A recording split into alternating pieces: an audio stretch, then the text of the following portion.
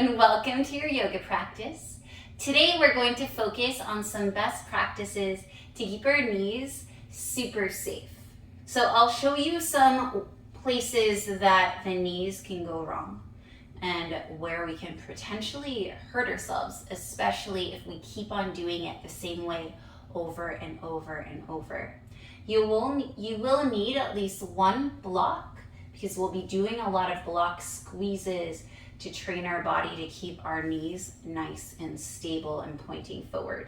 So grab a block, come onto your back, and we'll start with bridge pose. All right, and I'll also be showing you what not to do so you can visualize what can go wrong. And if you want to, you can try the wrong in your body just to feel the misalignment. And you definitely don't have to do that if you're scared of hurting yourself in that pose. So we'll start without a block first so you can see what I'm talking about. Your feet are hips width distance apart, toes are pointing forward, knees are stacking straight up. Arms are by your side, maybe you can tickle your heels with your fingertips. Press into your feet, bring that tailbone up, lower back, upper back. All right, and now some things that can happen with the knees is that they can buckle out.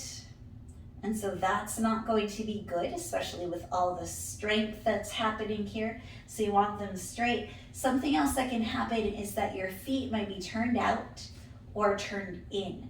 That can also aggravate the knees because your legs are not in alignment.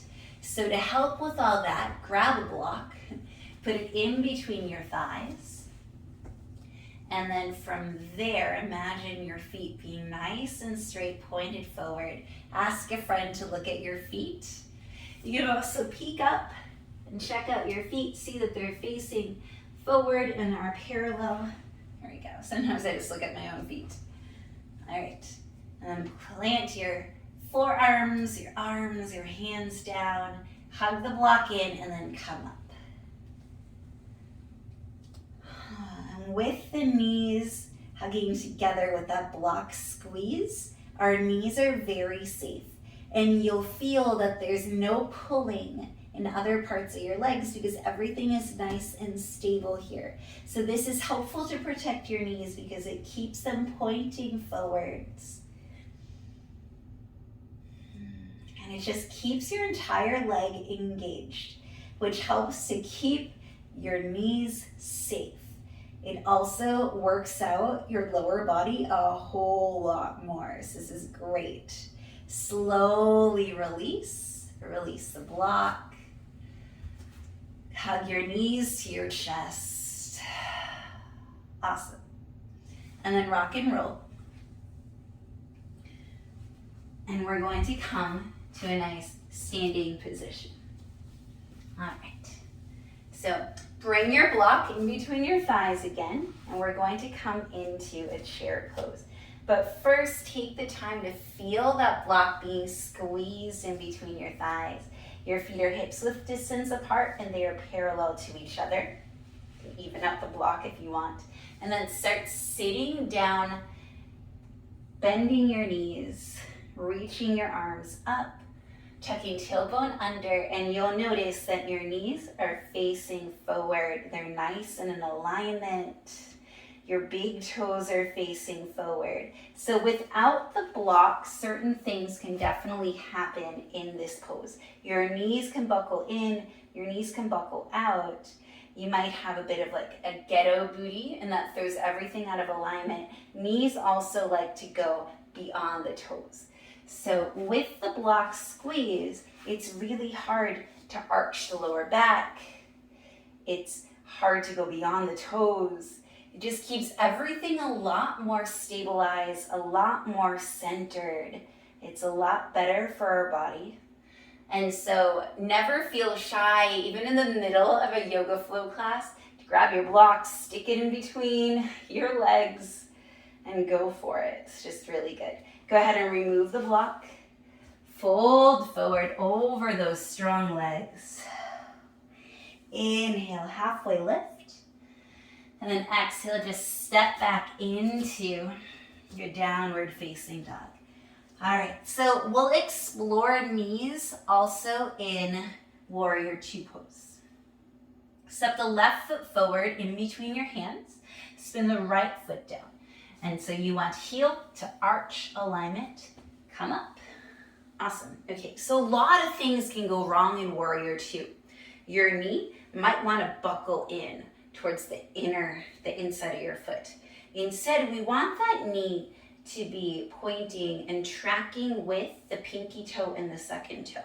So go ahead and bring that left knee, let it lunge forward, and then press your left hand to the outside of that left thigh and press against the hand.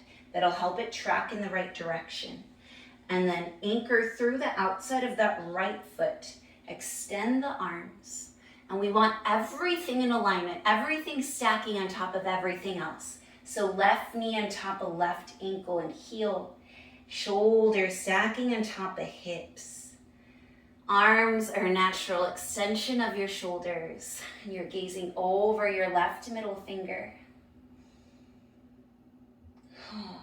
And that knee is not buckling in. Super strong through your legs to protect that knee as well. Go ahead and straighten your knee, and then we'll switch sides. So point those right toes forward, heel to arch alignment still. And again, notice that tendency for the knee to buckle in.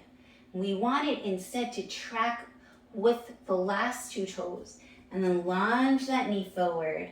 Stack all of the things. So right knee on top of right heel and ankle. Shoulders stacking on top of hips.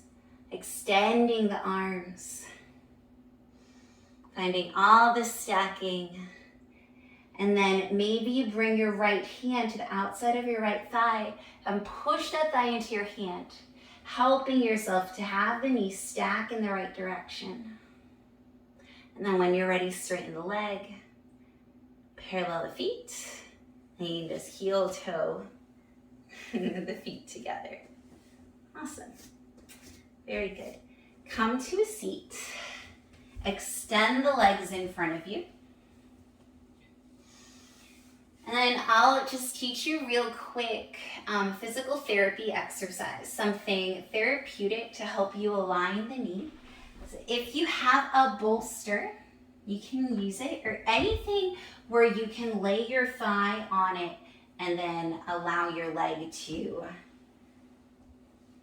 float. It's probably a better word out there.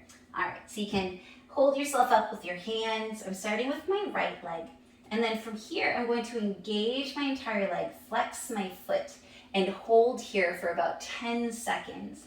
And so what I'm doing is I'm training my leg to keep the kneecap centered and in place. So I'm working on my quads. I'm also working on my lower leg to help that happen. I'll release. All right, do it again. Lift up the leg. Hold everything in, allowing that kneecap to get the training it needs to stay centered. It's very hard. We'll just do it a third time. All right, lifting up, engaging all the things. All the things are engaged. And then release. All right, other side. And you do want to do both sides, even if you feel like it's one side that's giving you all the issues. All right, so engage. And make sure that everything is facing the center, that your kneecap is facing up. So really, we always want to be engaging our legs whenever we're doing anything that involves flexion or extension with our knees. Release. Engage again. Because our knees just need to be supported. And they're only supported if the muscles around them are engaged. So we depend a lot on the muscles along our shins and also our quads to help that happen. And then of course there's bands and ligaments and tendons that help that happen too. Release. We'll do one more. And so keeping our legs strengthened. Keeping our knees from hyperextending, keeping them tracking in the correct directions using blocks, using strengthening exercises. It's going to help you protect your knees. All right. So that's just a little taste of some things to do to keep your knees protected. My cat is looking at me all cute. All right. Thank you so much for joining me today for this pause. I hope that you learned something and that maybe you are equipped with some knowledge to take better care of your knees. All right. I hope you have the most beautiful day. Please join me again. Bye.